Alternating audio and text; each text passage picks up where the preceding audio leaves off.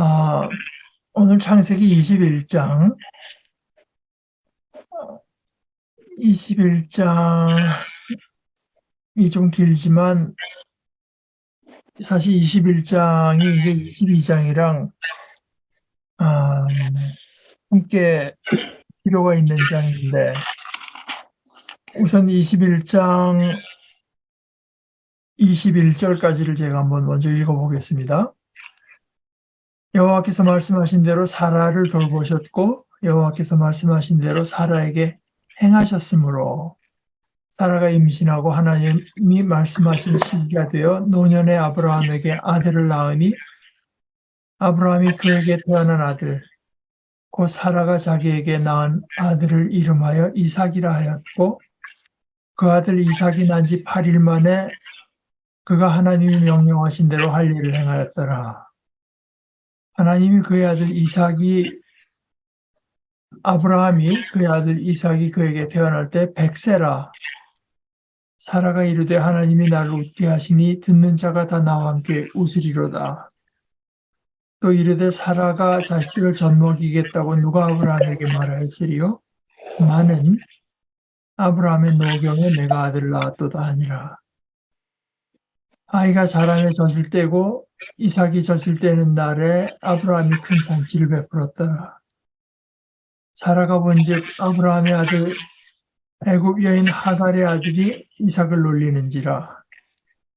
그가 아브라함에게 이르되 이 여종과 그 아들을 내쫓으라.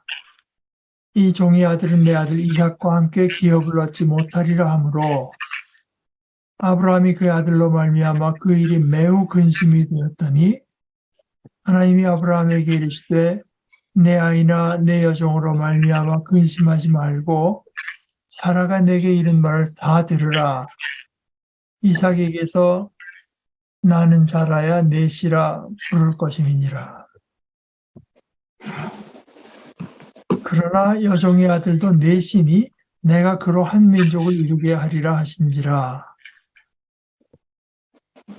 아브라함이 아침에 일찍이 일어나 떡과 물 한 가죽 부대를 가져다가 하갈의 어깨에 메어주고 그 아이를 데리고 가게 하니 하갈이 나가서 브엘세바 광야에서 방황하더니 가죽 부대에 물이 떨어진지라 그 자식을 관목 덤불 아래에 두고 이르되 아이가 죽는 것을 참아보지 못하겠다 하고 화살 한바탕 거리 떨어져 마주 앉아 바라보며 소리내어 우니 하나님이 그 어린 아이의 소리를 들으셨으므로 하나님의 사자가 하늘에서부터 하갈을 불러 이르시되 하갈아 무슨 일이냐 두려워하지 말라. 하나님이 저기 있는 아이의 소리를 들으셨나니 일어나 아이를 일으켜 내 손으로 붙들라. 그가 큰 민족을 이루게 하리라 하시니라. 하나님이 하갈의 눈을 밝히셨으므로 샘물을 보고 가서 가죽 부대에 물을 채워다가 그 아이에게 마시게 하였더라. 하나님이 그 아이와 함께 계시매 그가 장성하여 광야에서 거주하며 활 쏘는 자가 되었더니 그가 바란 광야에 거주할 때 그의 어머니가 그를 위하여 애굽 땅에서 아내를 얻어 주었더라. 이게 계속 예고하고 이제 이 장면을 위해서 어떤 빌드업이 되어오던 거에 비하면은 실제로 이것이 이삭을 낳는 장면은 아주 간략합니다. 근데 이제 1절에 야훼께서 말씀하신 대로 사라를 돌보셨다고 하는데 정확한 그 단어는 방문하신다는 visit. 말씀하신 대로 사라를 visit 하셨고 또 말씀하신 대로 사라에게 하셨다, 행하셨으므로 이렇게 되어 있습니다. 그러니까 하나님께서 사실 정말 복되신 하나님이신데 하나님께서 우리를 찾아오시는 것이 언제나 복이 되어야 마땅한데 구약 성경의 경우를 보면은 꼭 그렇지 않은 거를 이제 보게 되죠. 그러니까 아모스 같은 데도 너희 하나님 여호와가 비짓할 것을 준비하라. 그런데 이제 그것은 하나님의 심판. 그런데 여기는 뭐 하나님께서 오시는 것이 말하자면은 고통받는 사람, 정의가 서기를 원하던 사람들에게는 언제나 좋은 소식이지만 하나님이 없어야 그것이 이제 자기의 그 뜻이 형통한 걸로 여기던 사람들에게는 하나의 심판이 되죠. 예수님도 요한복음에서 그 일을 하시는데 나는 심판으로 온 게 아니라 이제 생명을 주러 오시지만 그러나 이제 그것을 믿지 않는 자들에게는 그것이 심판이 된다. 그래서 과연 이제 우리를 비짓하시는 하나님, 그래서 2절에도 하나님께서 말씀하신 대로 말씀하신 그 시기가 되어서 사라가 이제 임신을 하게 됐다. 영어 번역에도 이제 그걸 그대로 우리가 살펴볼 수 있는데요. 하나님께서 그에게 사실 거기는 이제 아브라함에게 말씀하신 시기가 되어서 노년의 아브라함에게 아들을 낳았다. 요거는 이제 우리 개역 개정에는 조금 생략이 된 셈인데 하나님이 말씀하신 시기가 되어 이렇게 말했지만 이제 정확히 말하면 사라가 임신했고 하나님이 아브라함에게 약속하신 바로 그때가 되니 이제 사라와 늙은 아브라함 사이에서 아들이 태어났다. 그래서 이름을 이삭이라고 했고 8일 만에 하나님께서 명령하신 대로 할례를 행하였다. 그러니까 1절에도 하나님께서 말씀하신 대로 하나님께서 말씀하신 시기가 되어 그리고 4절에는 하나님께서 명령하신 대로 그래서 그 이야기의 모든 주도권이 하나님께 있는 것을 이제 강조를 하고 있죠. 5절에 아브라함이 그 아들 이삭에게 태어날 때 100세라고 한 것도 뭐 마찬가지고 6절, 7절에도 물론 하나님께서 기쁨을 주셔서 웃게도 하지만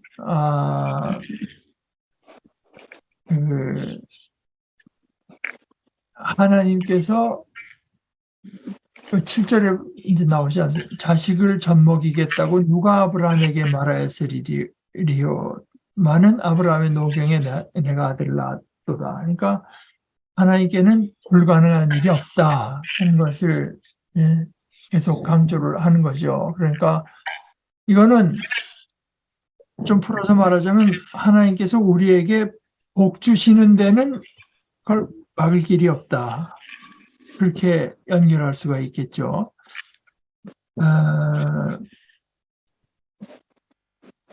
우리 사도신경에 전능하사 천지를 만드신 하나님 아버지를 내가 믿는다라고 할 때도 전능하시다고 하는 것을 제가 몇 년 전에 우리 사도신경 공부할 때 이제 폰 발타자르라고 하는 사람의 이야기를 했는데 그는 이제 하나님께서 전능하시다고 하는 것을 그는 어떻게 이해하는가 하면은 하나님의 그 자기를 비우심, 자기를 낮추심. 여기에는 어떻게 아무도 막을 것이 없다, 불가능한 것이 없다. 이제 그렇게 그러니까 우리를 복 주시는 일에 있어서 특별히 모든 것에 다 해당되는 이야기지만요. 젖을 당연히 우리가 이해할 수 있는 대로 이제 젖을 상당히 옛날에는 이제 늦게까지 사라가 먹일 수는 없었지 않았을까 하지만 모르죠. 어찌됐건 하여간 이삭이 젖을 떼는 날에 아브라함이 큰 잔치를 베푸는데 사라는 벌써 보니까 여기 오늘 이 이야기에서 이제 재미있는 거는 한 번도 이스마엘이라는 이름이 나오질 않아요. 그러니까 9절에 하갈의 아들이라고 말하고 계속 이제 그런 식입니다. 그가 아브라함에게 이르되 이 여종과 그 아들을 내쫓으라. 이 종의 아들은 내 아들 이삭과 함께 기업을 얻지 못하리라. 아브라함이 그의 아들로 말미암아 그 이름에, 그러니까 이스마엘이라는 이름을 이제 계속 뭐 이야기 하나의 기법일 수도 있겠는데, 그랬더니 근심했더니 진퇴양난인 거죠. 데리고 있기도 벌써 글러먹었다는 판단이 섰을 것이고, 그렇다고 또 어떻게 내보내면은 뭐 죽을 게 뻔한데, 그래서 근심하고 있었더니 근데 뭐 하나님께 나와서 기도했다는 얘기 없는데 그의 근심을 보시고 하나님께서 아브라함에게 찾아오셔서 근심하지 말고 사라가 이런 말을 다 들으라. 이게 이제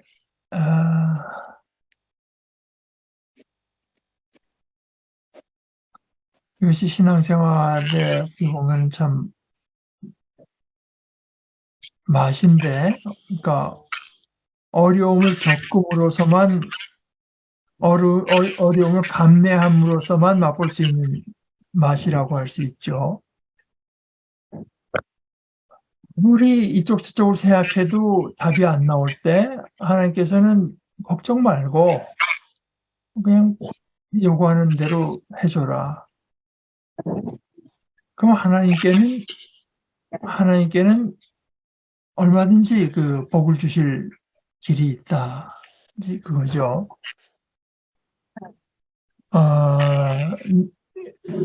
사라가 내게 이름을 다 들으라. 이삭에게서 나는 자라의 메시라 부를 것임이니라. 그런데 그건 그렇지만 13절에 여종의 아들도 넷이니 내가 그로 한 민족을 이루게 하리라. 여기서 이제 그 이스마엘, 하나님도 이스마엘이라고 안 하시고 하갈이라고도 안 하시고 여종의 아들, 그 신분을 확실하게 말하지만 여종의 아들이지만 넷이다. 그러니까 여종의 아들이지만 넷이기 때문에 그로 한 민족을 이루게 하리라. 이제 이스마엘이 하나님의 어떤 말하자면 복을 받게 되는 것이 아브라함의 아들이기 때문이다. 그래서 아브라함이 아침에 일찍 일어나서 이건 뭐 말씀대로 하기에 순종했다고 할 수도 있겠고 뭐 사막이니까 그나마 해를 아껴서 가게 하려고 일찍 보냈을 수도 있겠는데요. 떡과 물 한 가죽 부대를 가져다가 하갈의 어깨에 메워주고 그 아이를 데리고 가게 하니 그럼 뭐 어깨에 메울 수 있는 게 얼마나 갖고 갈 수 있겠습니까? 근데 하갈을 아닌 게 아니라 나가서 14절의 말대로 방황했다고 하죠. 우리 세번역으로는 정처 없이 빈들에서 정처 없이 헤매고 다녔다. 그럼 뭐 사막에서 물이 먹는데 가죽 부대 물이 떨어지죠. 자기가 죽는 거는 뭐 말할 것도 없지만 애기가 죽는 걸 내가 차마 못 보겠다 하고 화살 한바탕 거리만큼 떨어져서 주저앉아서 이제 소리내서 우는데 그 17절의 이야기를 보면 하나님이 그 어린 아이의 소리를 들었다. 그러니까 하갈 어미의 우는 소리를 듣고 한 것이 아니라 여태까지 나오지 않던 그 이스마엘이지만 여전히 이스마엘이라는 이름을 말을 안 하고 그러니까 이것이 이런 이야기들이요. 여기도 그렇고 다음 장도 그렇고 참 하나님 문학적으로도 얼마나 뛰어난 그 글인지 모르겠어요. 그러니까 여기 다 어떤 기법이 있고 이제 그렇죠. 그 어린아이의 소리를 들으셨으므로 하나님의 사자가 하늘에서부터 하갈을 불러 무슨 일이냐 두려워하지 말라. 하나님이 저기에 있는 아이의 소리를 들으셨나니 여기 들으셨다고 하는 그것이 이슈마엘 이 슈마라고 하는 샤마라고 하는 말이 듣는다고 하는 뜻이거든요. 그러니까 들으시는 하나님, 여호와 이레 그라 이거는 이제 본다는 감찰하시는 하나님이고 또 들으시는 하나님. 듣는데 물론 뭐 성경에 보면은 모든 비밀한 것도 다 하나님께서 들으시고 하시겠지만 그런 뜻이라기보다는 우리 인간의 고통, 우리 인간이 고통당할 때 이제 그것을 들으시는 하나님. 그러니까 이스마엘은 꼭 아브라함의 자손 이어서만이 아니라 그보다 더 직접적으로는 어린아이가 고통받으니까 이거는 뭐 복음서에 보게 되면 예수님에게서 뭐 그대로 잘 나타나죠. 고통받는 것을 그냥 보고 계시고 찾아가서 고쳐주시고 살려주시고 하는 그런 것들. 이런 아이를 일으켜 내 손으로 붙들라 그가 큰 민족을 이루게 하리라. 뭐 지금 뭐 하갈에게는 민족을 이루는 그게 문제겠습니까? 그러니까 우선 아이 그 갈증부터 좀 해결해주고 이 바싹바싹 타는데 갈증을 해결해주고 그다음에 생명을 건져주고 그런 것이 우선 직접적인 거겠지만 하나님께서 이제 주시는 말씀 그보다 훨씬 더 큰 민족을 이루게 하리라. 그러고 나서 19절에 보면요. 하나님이 하갈의 눈을 밝히셨으므로, 그러니까 물론 사막이라고 하는 데가, 여기 이제 그 원문에도 보면 이제 거기 우리의 눈을 가리키는 아이라고 하는 우물 같은 것도요. 저 밑에 낮은데 이렇게 고이는 식으로 되어 있기 때문에, 물론 눈에 잘 띄지 않을 수도 있지만, 그러나 19절에 보면 하나님이 하갈의 눈을 밝히셨으므로 샘물을 보고 가서 샘물이 있는데 못 본 거예요. 근데 이거는 이제 제가 아까 이 다음 22장과 이제 함께 볼 필요가 있다고 해요. 22장에도 이제 이 비슷한 것이 나타납니다. 샘물은 있는데 못 봤으니까 없는 거랑 마찬가지죠. 하나님께서 그의 눈을 밝히실 때 이제 가서 보고 가죽 부대에 물을 채웠다가 그 아이에게 마시게 하였더라. 그리고 하나님께서 그 아이와 함께 하셨다. 그 아이와 함께 계셨다. 하나님은 그저 아브라함 일에 바빠서 여기는 거들떠보시지도 않는 하나님이 아니라 물론 아브라함과 함께 하시지만 또 동시에 이 아이와 함께 계심에 그가 장성하여 광야에서 거주하며 활 쏘는 자가 되었더니 그가 바란 광야에 거주할 때 하갈과 어머니도 이제 애굽 여자인데 그처럼 자기처럼 애굽 땅에서 아내를 얻어주었다. 이제 요 부분이 이제 이따가 나중에 그 아브라함이 이삭을 바치는 이야기와 여러모로 이제 평행 비슷한 데가 있는 이야기입니다.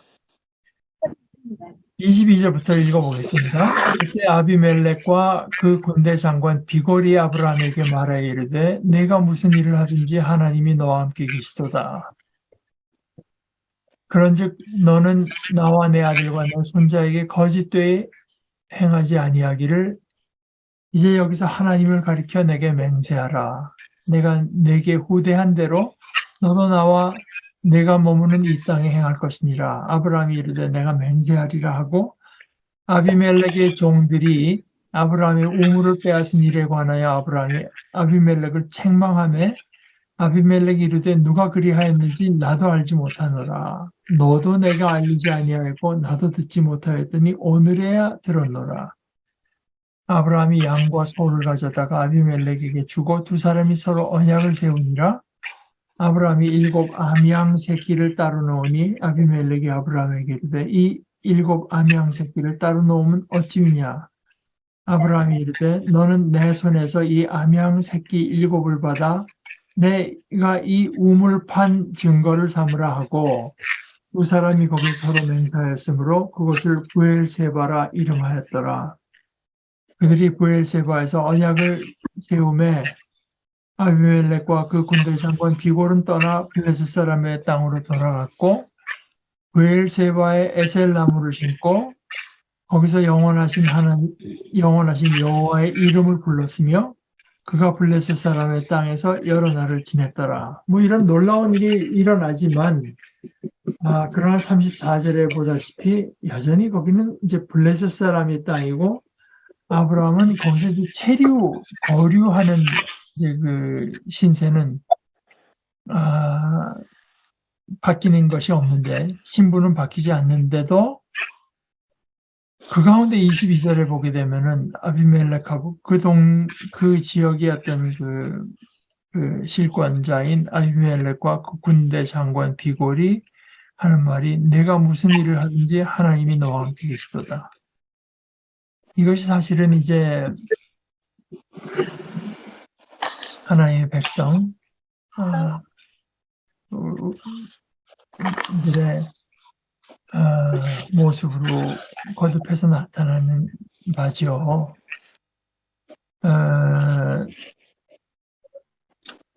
베드로서 같은데 베드로전서 나그네와 행인 같은 너희를 권하노니. 그러니까 이 땅은 사실은 우리의 그 본향이 아니다.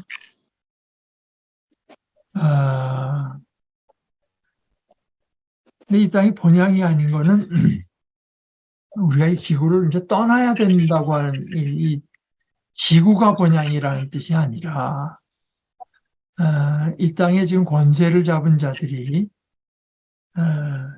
그래서 이 땅 우리의 본향이 아니라고 하면 자꾸 우리 이제 하늘로 뭐 이렇게 쭉 올라가는 생각을 하지만 늘 말씀드리는 대로 이제 그것을 제일 요즘 와서 강조하는 이가 N.T. 라이트 같은 신약학자인데 기독교 우리가 품은 소망은 이 땅을 떠나서 하늘나라로 쭉 올라가는 게 아니라 그 예루살렘이 이게 오는 거죠. 이 땅이 꼭 지구만은 아닐지 몰라도 우리는 어디까지나 땅에 살게 돼 있고 이 땅이 이제 구석구석이 하나님을 알고 하나님을 인정한 그런 땅이 돼서 땅과 하늘이 이제 합쳐지는 그것이 우리가 품은 소망이지. 이걸 뭐 벗고 그러니까 바울 사도도 우리의 이 옷이 벗입혀지기를 이제 기대한다고 하는 거거든요. 그러니까 지금 입은 이 육신 이거는 텐트 갖고 낡아질 수밖에 없는데 우리가 하늘로부터 이제 오는 진짜 영광스러운 옷은 집 빌딩이라고 이제 고린도후서의 이야기가 건데요. 그렇게 되기까지는 이 땅에서 마치 나그네, 이 땅에 뭐 우리 어떤 그 소유권이 없고 소유권이 중요한 게 아니라 거류권이 중요해요. 거류권. 하나님께서 거기 살기에 충분할 만큼 우리에게 모든 것을 이제 마련해 주시는 것을 보고 내가 무슨 일을 하든지 하나님이 너와 함께 계시다. 이건 뭐 사실 생각해 보면 물론 교회가 이런 고백을 하는 것이 뭐 잘못된 건 아닙니다만은 우리는 하나님께서 우리와 함께 계신다 하고 막 그냥 목청을 올리는데 옆에서 보기엔 그럼 뭐 어쨌다는 거냐 하는 것보다는 하나님께서 우리와 함께 계시다고 우리가 고백할 때 주위의 하나님의 백성이 아닌 사람들도 과연 그렇다. 또는 그쪽에서 먼저 무슨 일을 하든지 하나님께서 너와 함께 계신다 하는 것은 이제 그게 더 중요하죠, 사실은. 그래도 정상적인 모습일 거고요. 이거는 출애굽기에도 나오는데 모세가 이제 어떤 자기에게 일어났던 일들을 쭉 구체적으로 그냥 말을 하니까 그때는 이드로 장인이 과연 이제 하나님을 찬양하는 이제 그런 이야기. 그러면서 여기 그 부엘셰바 이거는 이제 우물인데 부엘 우물 셰바는 일곱이라는 뜻도 되고 맹세라는 뜻도 돼서 거기가 뭐 광야에서 가장 중요한 게 물이니까요.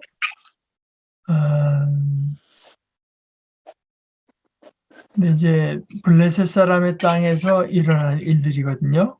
그래서 거기대 에셀나무를 심고 거기서 영원하신 여호와의 이름을 불렀으며 비록 나그네 또는 체류자의 신분이지만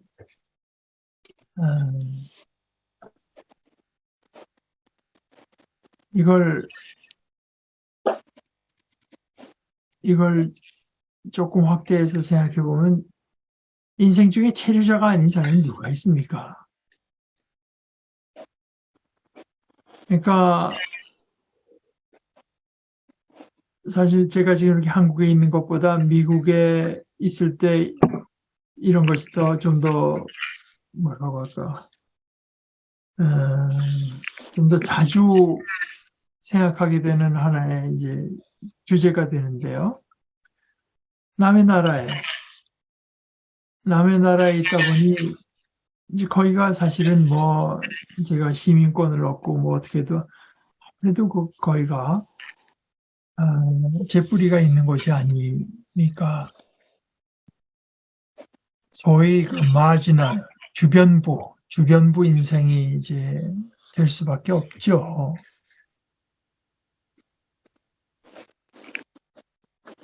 근데 이제 그 주변부 인생이니까 뭐 막 살아도 된다. 여기서 나는 여기서 그저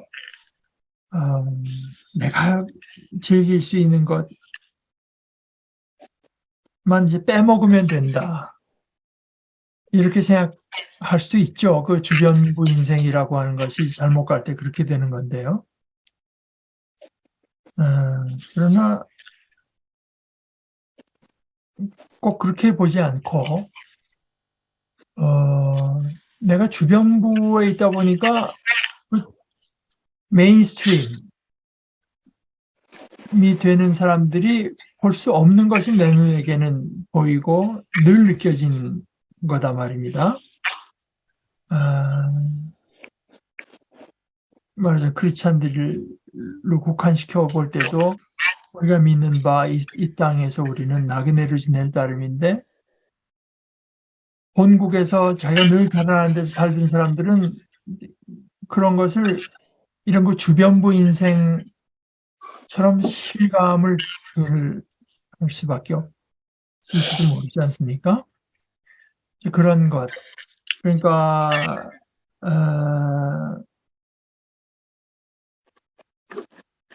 주류를 이룬다고 하는 것은 무엇이고 주변부에 산다고 하는 것은 무엇이며 주변부에 살 때 어떤 식으로 사는 것이 주변부 인생으로는 잘 사는 것인가.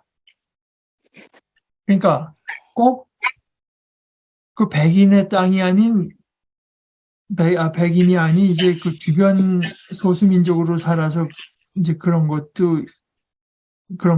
있는 것만이 아니라 적어도 크리스찬이라면은 백인이라고 해도 그런 의식을 갖고 살아야 된다는 건데 이제 그런 것이 더 절실하게 더 실감 있게 이제 느껴질 수 있는 그런 어떤 처지로 여길 수도 있는데 아브라함의 경우 같은 거가 블레셋 사람의 땅에서 이렇게 이제 딱 요거는 약간 조금 시대착오적일 수도 있어요. 그 당시는 블레셋 사람의 땅이 아니었을 겁니다. 근데 이제 이것이 블레셋 사람으로, 좋게 말하자면 블레셋 사람으로 된 아주 초창기든가 아니면은 이제 뒤에 사람이 후대 사람의 그 어떤 안목을 갖고 이제 여기를 최종적인 본문을 그렇게 만들었던 것이 그렇게 볼 수 있는데요. 그러니까 어디까지나 그러니까 자기의 땅에 외국사 그 이민족의 땅에서 심지어 하나님을 모르는 사람들의 땅에서 여러 날을 지냈다. 잠깐 지내는 것 체류했다. 그러면서 그 안에서 영원하신 하나님 여호와의 이름을 부르는 삶. 그렇지 않은 사람들이 보기에도 그가 섬기는 그 하나님이 무슨 일을 하든지 그와 함께 하는구나 하는 것이 나타나면서, 그러면서 그뿐만 아니라 그가 이제 거기서 영원하신 하나님 여호와. 근데 여기도 이제 영원하신 하나님이라고 하는 거는, 이 영원이라고 하는 것이 나중에 뭐 우리 철학에서 말하는 이터니티라기보다 시간에 구애받지 않고 언제나 언제까지든지 우리와 함께 가시는 하나님, 그런 뜻이 이제 더 강합니다. 그러니까 뭐 하나님께서 시간과 하나님과의 관계, 이런 어떤 철학적인 이런 사변을 여기서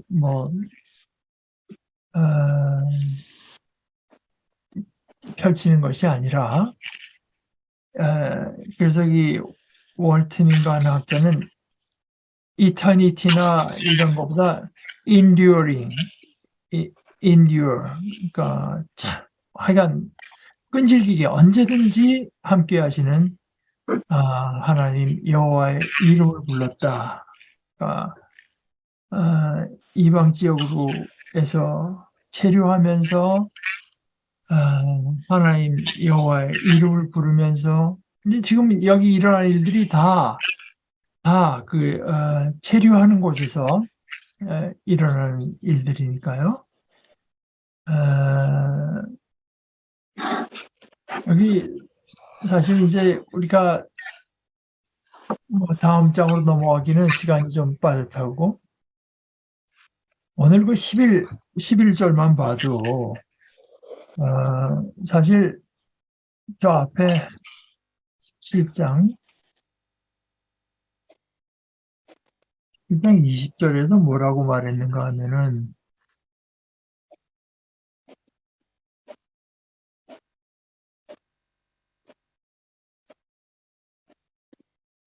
하나님께서 이제 아브라함에게 말씀하시는데요. 이스마엘에 대하여는 내가 네 말을 들었나니 내가 그에게 복을 주어 그를 매우 크게 생육하고 번성하게 할지라. 그가 12두령을 낳으리니 내가 그를 큰 나라가 되게 하려니와 내 언약은 내가 내년 이 시기에 사라가 내게 나올 이삭과 세우리라.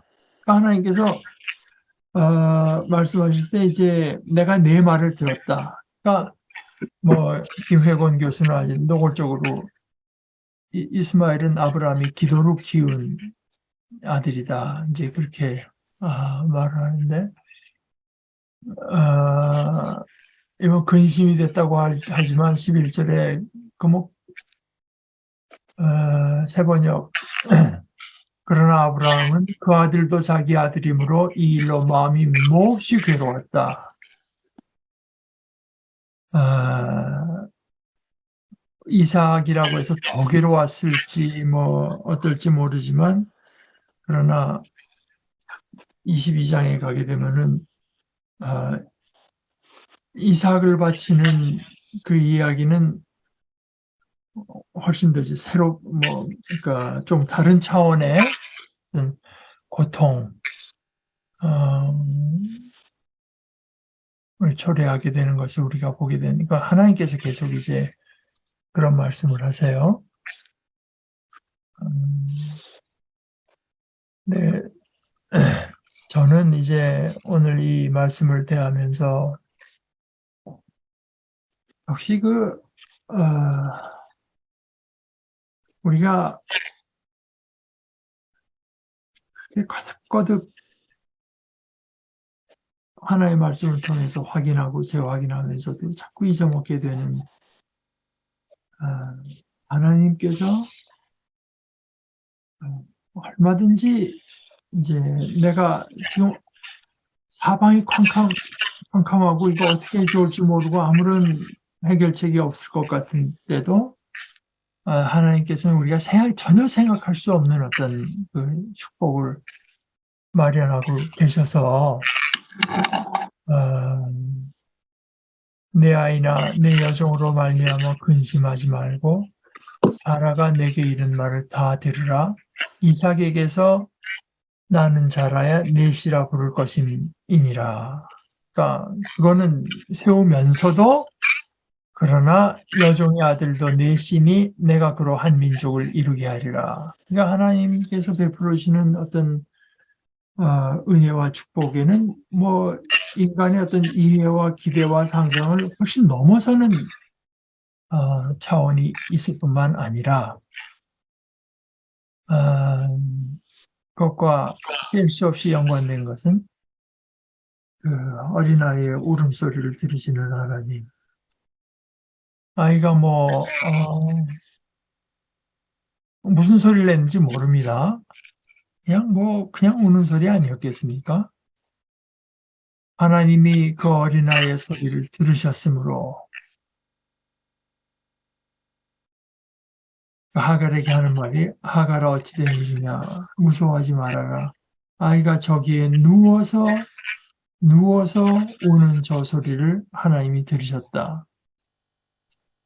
그러니까 이게 17절 보실까요?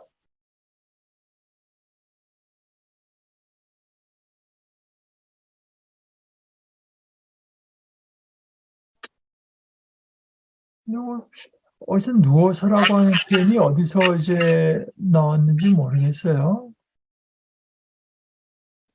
이시마이누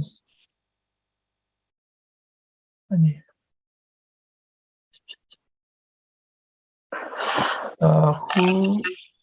후샴 아셰 후샴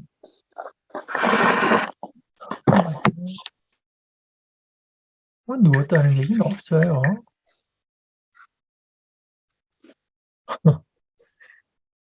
이래서 제가 이게 새 번역을 우리 성경 공부에 쓸 때는 이게 하여간 저기서 우는 아이의 소리를 하나님께서 들으셨다. 그러니까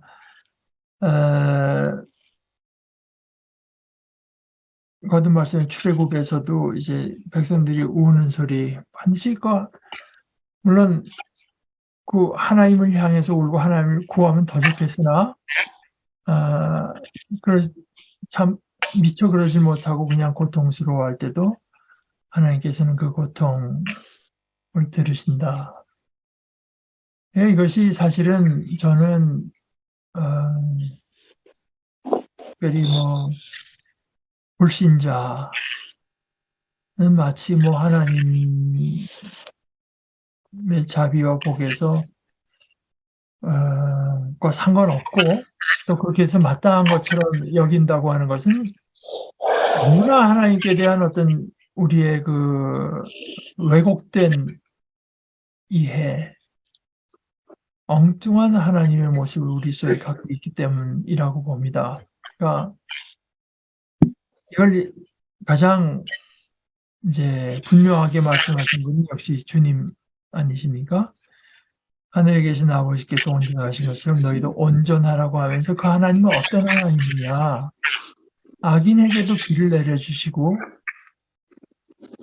그러니까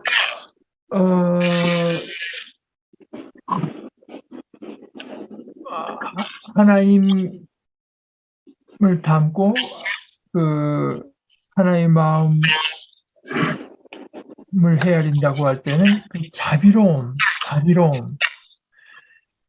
자비를 품지 말아야 될 사람에게 자비를 품었다고 해서 뭐 어떻게 잘못되는 건 제가 성경을 어디가 본 일이 없습니다. 언제나 우리 인간의 문제는 이제 자비를 품어야 될 때 심판하고 판단하고 게다가 그것을 하나님의 이름으로 하고 제가 뭐 이미 한두 차례 말씀드린 이야기지만 언제나 이제 제게 생각나는 이야기는 크레독 목사님이 들려주신 이야기인데 뭐 여러분 저기 들으셨을 겁니다. 그런데 자기가 비교적 시골의 작은 학교를 다녔기 때문에 그 바이블 스쿨 성경학교 그 제대로 된 스쿨입니다. 그런데 이제 거기 출신 중에서 뭐 이렇게 아주 높은 자리 뭐 높은 자리라는 말이 이상하지만 하여간 책임 있는 자리까지 올라간 분이 별로 많지 않는데 그 졸업생 중에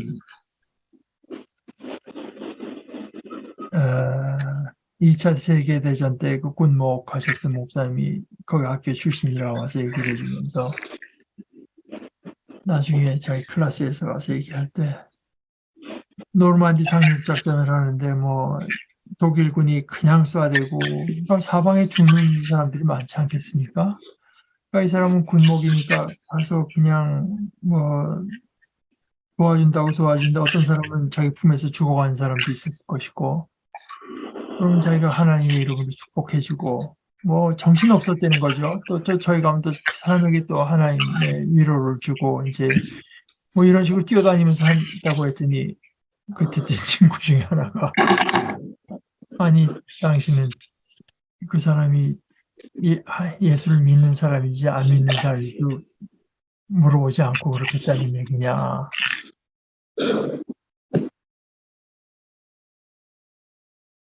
했더니 그이가 자기 한참 후배 아니겠습니까? 미국 사람들이 지금 친밀감을 표시할 때도 그런 호칭을 가끔 쓰지만 son 그러더니 아들아 뭐 이제 여보게 뭐 이렇게 번역해야 되나요? 하여간 크리스찬에게는 물을 줄 아는 질문은 하나밖에 없다. 그러니까 이 친구는 예수 믿으니까 그 순간에 이제 당연히 물어봤어야 된다고 생각하는 친구에게 How can I help you? 제가 당신을 어떻게 도울 수 있겠습니까? 그거 하나밖에는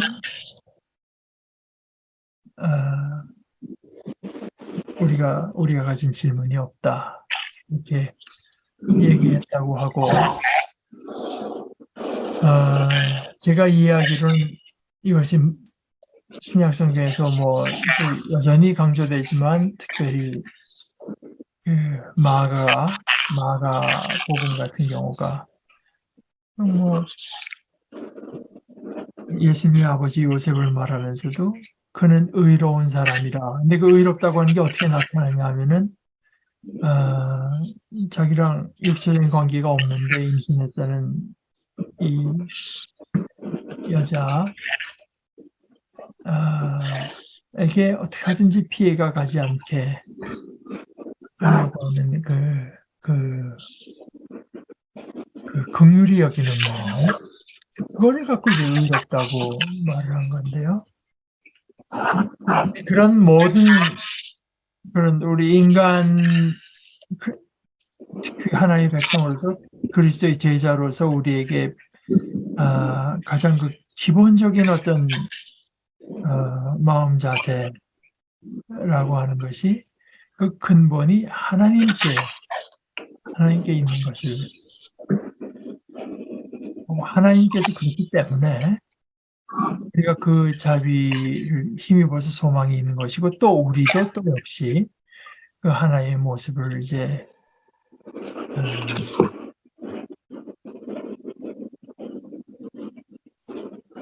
우리의 어떤 마땅한 모습으로 여길 필요가 있다. 이렇게 되는 그것을 오늘 본문에서 한번 다시 확인하게 됩니다. 우리 오늘 이제 21장 그 정도 보시고 오늘 21장 이야기를 특히 앞 이야기를 그 중에서 이제 8절에서 21절까지 이스마엘을 이제 광야로 내보내고 또 하나님께서 눈을 밝혀서 샘물을 이제 보고 뭐 이런 이야기를 기억하면서 22장을 한번 다시 읽어보시고 다음 주에 22장을 함께 나누도록 하십시다. 함께 기도하십시다. 자비로우신 아버지 하나님, 그 인간들이 미처 생각할 수 없고 심지어 바랄 수조차 없는 큰 복된 뜻을 저희들에게 품으시고 또 그대로 이루어 주시는 하나님, 우리를 찾아와 주셔서 약속하신 대로 행해 주시는 하나님, 하나님께서 정하신 때에 그 모든 일들을 통해서 하나님의 뜻을 그대로 이루시는 우리 아버지 하나님의 모습을 오늘 말씀을 통해서 새롭게 볼 수 있게 하시니 감사합니다. 나그네 일시 체류하는 체류자로 이 땅에서 살아가는 것 같은 저희들에게 나타나 주셔서 복 주시고 또 복 주시는 아버지 하나님을 드러내고 증거하는